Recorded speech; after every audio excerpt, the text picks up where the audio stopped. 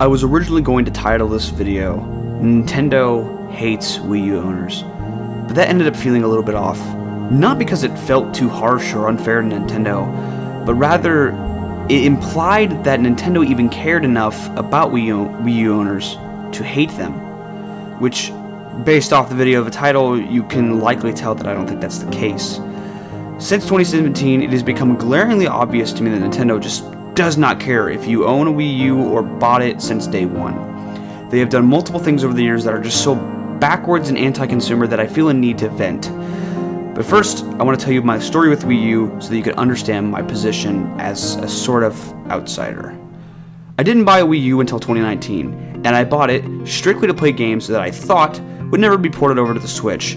That and my Wii kind of broke, so rather than fix it, I just bought a Wii U so I could play Super Mario Galaxy on my monitor, not some old TV.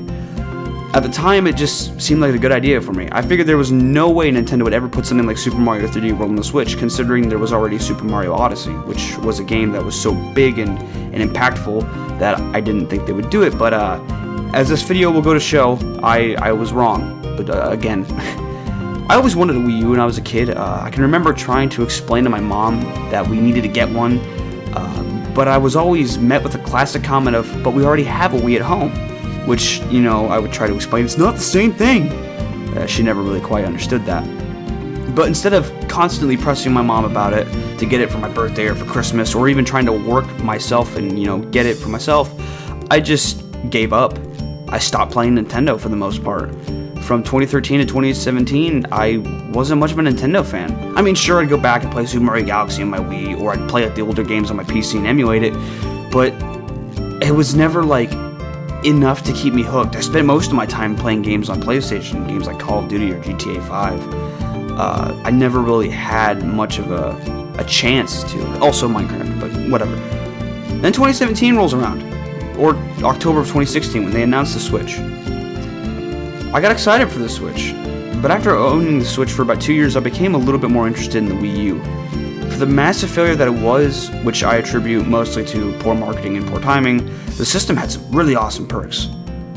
But Nintendo doesn't give a fuck what you or I think of the Wii U. And they never will. I like to start by giving a list of every single first-party Wii U game ported over to the Switch as of the time of this recording. These games on screen are all games ported over to the Switch.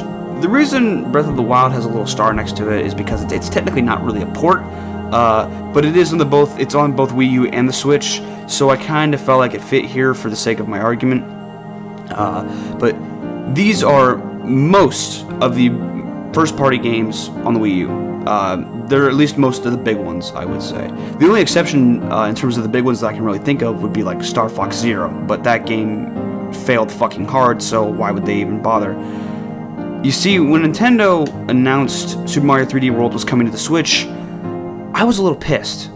It was one of my biggest reasons for getting the system, and suddenly it was gone. And then Nintendo has the audacity to throw it back in my face by adding extra content to the game so that I will want to buy it again.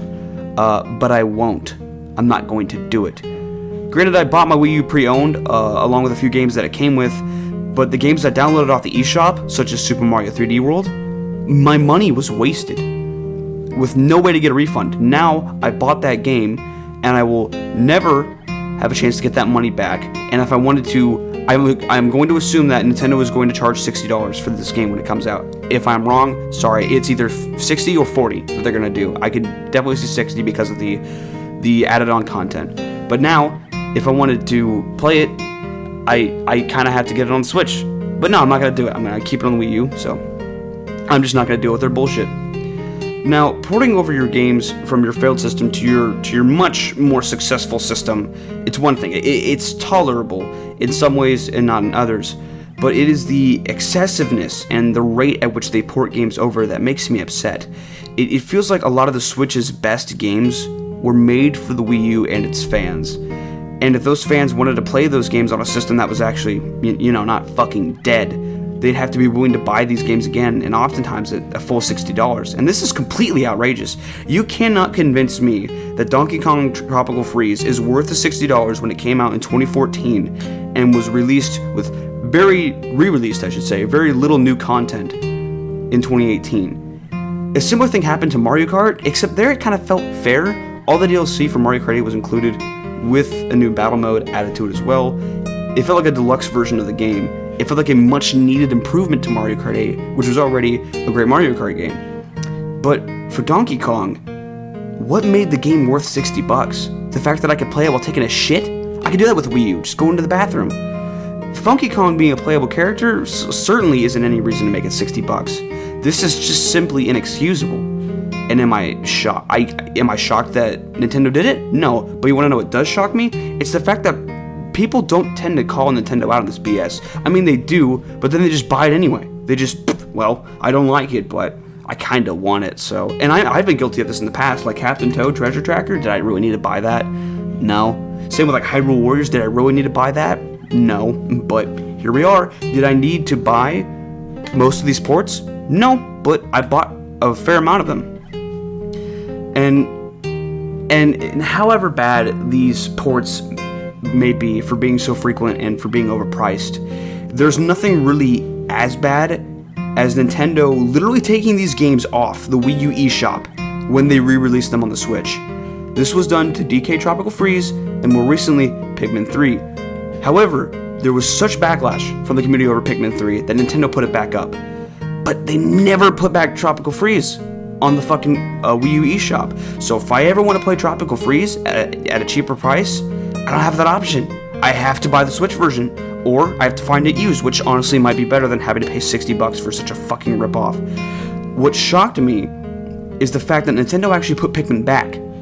And in this sort of treatment regarding Wii U games and those who have a Wii U system seems to be pretty widespread. They just really don't seem to care. I mean, for fuck's sake, Nintendo literally shut down Miiverse in November of 2017, and then later in 2019, January 2019, they closed the Wii eShop. You know, fucking the Wii eShop was around 6 years before Miiverse was, but they shut it down after. It's bizarre to me.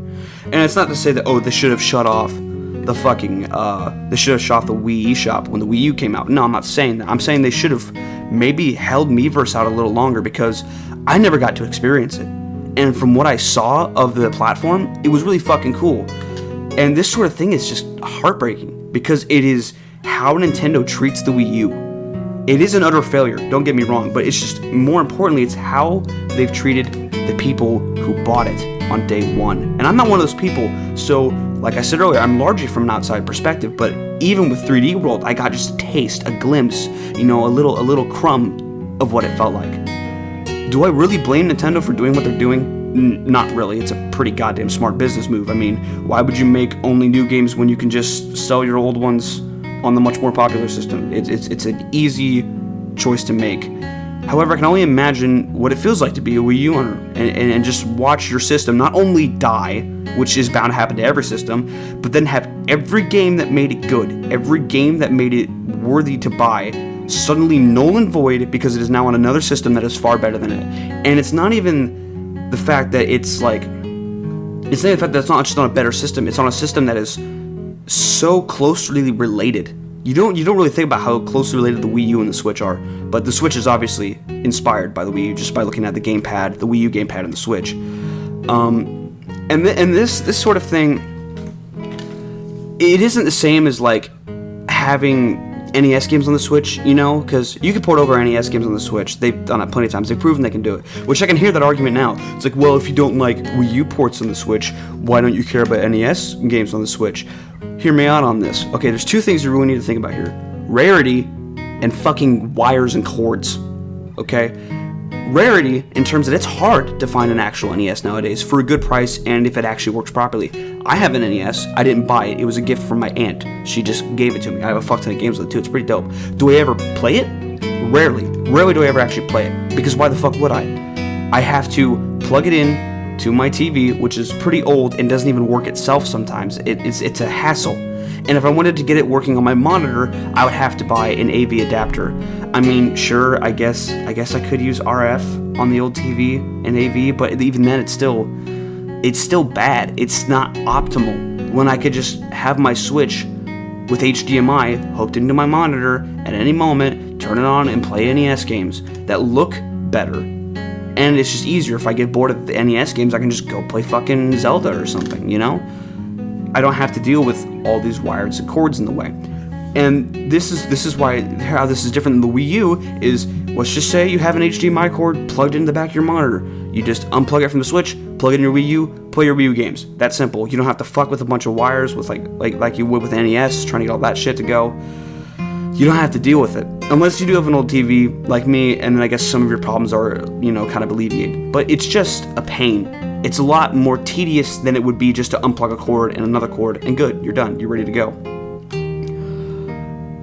The Wii U is just, it's a sad case. It really is. However, Nintendo is their own company. They can largely do what they want. But since the Switch has launched, it seems to me that they're getting a little bit too anti-consumer. And don't get me wrong, Nintendo has always been anti-consumer. I mean, almost every company, all companies this big get anti-consumer. I mean, Microsoft does it, Sony does it. The big three have always been anti-consumer. Nintendo especially, in many different ways. But it's just glaringly apparent when you look at how they just took the Wii U and gutted it and milked it for anything that made it good. If you bought a Wii U on launch day in 2012, I'm fucking sorry. I wouldn't buy the ports of these new games, simply because it's a waste of your hard-earned money. For the most part, there's a few exceptions, maybe like Mario Kart Deluxe, but even then at full price, would you really want to buy that game again? Maybe if you have friends who didn't have a Wii U but now have a Switch, I could see that. But for a lot of these ports, it's not worth your time to buy them again. It's really not. I wouldn't buy 3D World if you already have it on the Wii U. I'm not going to. I have no reason to. Same with the fucking Super Mario Bros. Deluxe. I have both. I have both on the Switch and on the Wii U, but I kind of had the Wii U game kind of came bundled with the Wii U that I bought, so I didn't really have much of a choice there. However, just at the end of the day, I don't want it to seem like I hate Nintendo. I think it's important to criticize the things we love the most so that we can have them improve. And of course, there's a few exceptions to this. Like, you don't want to just constantly criticize your significant other. Trust me, that won't end well.